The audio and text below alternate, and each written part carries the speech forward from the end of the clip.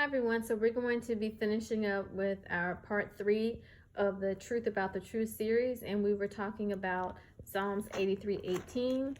Here we discussed that infamous scripture that most Jehovah's Witnesses use, which is talking about God's name being Jehovah. And what we were doing is we were taking a look over here in this section here, just cross-referencing those scriptures. So we're going to finish up with these last two verses here in the Bible, or scriptures, one being Isaiah 42:8 and the other being Isaiah 54:5. And we're just going to just further examine them to just make sure that we really can see exactly what the New World's translation of the Holy Scriptures that the Jehovah's Witness organization has put out. Let's just see if, as they say, if the math is mathing. So let's take a look at that scripture. We're going to read first Isaiah chapter 42, verse 8. And let's see what that has to say. So here we are. Here's Isaiah chapter 42. And then we're going to key in on verse 8 right here. It says, I am Jehovah, that is my name, and to no one else shall I give my own glory, neither my praise to graven images. So again, the objective here is to see how Psalms 83:18 and the cross-reference scriptures coincide with each other, okay? So at first glance, someone may look at this and say, hey, you know what? He's saying that that's his name, everything looks good to me, so I don't see any issue. Well, let's take a look at where it says name. It's got the letter F beside it, and let's cross-reference those scriptures, okay? So it gives us 4 scriptures to cross-reference. First one is Isaiah 52:13. Next one is Matthew 12:18. Next one is John 4:38, and the last one is also John, but it's verse 6 in chapter 6, verse 38. So let's take a look at each one of these and see if they actually correspond to not only this scripture, but also Psalms 83:18. All right, so let's take a look at that. Isaiah 52:13. So let's take a look at Isaiah chapter 52, verse 13, and it says, look, my servant will act with insight. He will be in high station and will certainly be elevated and exalted very much. Now, wait a second. I thought that we were talking about God, right? And I thought we were talking about God, who they said his name was Jehovah. But let's read this again. Look, my servant will act with insight. My servant? Whose servant are we talking about here? Now, this is the book of Isaiah, so who are we talking about? And it says, he will be in high station and will certainly be elevated and exalted very much. Well, God is already elevated, and he's already been exalted by the angels. So are we talking about the same person here? Or are we talking about somebody else?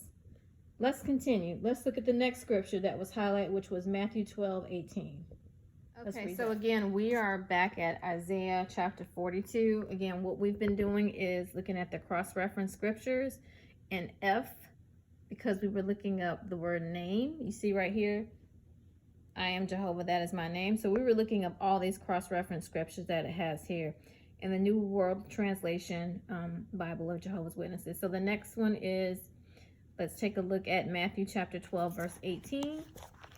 See what that says. I've got my pen to mark it. So Matthew chapter 12, verse 18, there it is. It says, look, my servant, whom I've chose, my beloved, whom my soul approved. I will put my spirit upon him, and what justice is, he will make clear to the nations. Wait a second now. Again, the scripture was talking about Jehovah's name being Jehovah, right? That's what we were talking about. But clearly, we keep seeing this word servant come up. This is the second time now.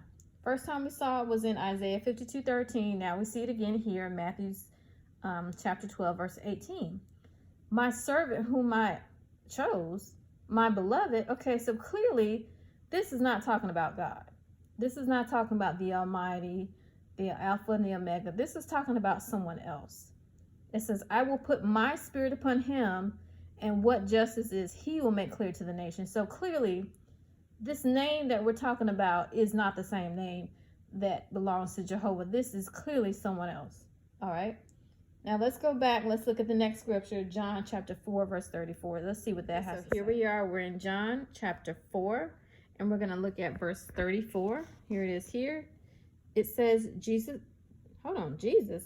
Wait a minute. I thought we were talking about Jehovah, and now this says Jesus. Okay, let's see how this correlates to the scripture that we were cross-referencing. So let's start over. Verse 34, Jesus said to them, my food is for me to do the will of him that sent me and to finish his work. This is very interesting. Now, again, the cross-referencing scripture was supposed to give us some information to basically co-sign on the fact that God's name is Jehovah, but now we're talking about Jesus. That's very interesting. All right, we've got one more scripture to take a look at, and that was in John, and it's the next page over, chapter 6. Here we are, and we're going to look at verse 38. Hopefully, verse 38 will tie this all together and make all this make sense. All right, so let's make sure we got the right scripture. So John chapter 6, verse 38. Okay, it says, because I have come down from heaven to do not my will, but the will of him that sent me. Wow, this is pretty interesting. So again, this all came from the book of Isaiah. Now here we are in Matthew and John talking about Jesus Christ. Very interesting. So this should make you think, wait a minute. Was that really what was here in verse 8, or was it something else? Because we've read four scriptures: Isaiah 52:13, Matthew 12:18, John 4:34, and John 6:38, and none of these scriptures have anything to do with this name. Instead, it's talking about who? I'll let you answer that. All right, so thank you so much for joining in for this third part of this series. This is, again, just some critical thinking skills for those of you who are currently Jehovah's Witnesses, who have been in the truth for years and years, for you PMOs who are physically in but mentally out, and you just want some clarification, or you just want to know, are you being misled? And those of you who may be studying or trying to get family members out, here's just some ways to kind of uncover the truth using the New World Translation of the Holy Scriptures. Please like this video, please subscribe, and if you have any comments or any questions or anything you want to put, please post your comments. I look forward to responding to them. Have a great day.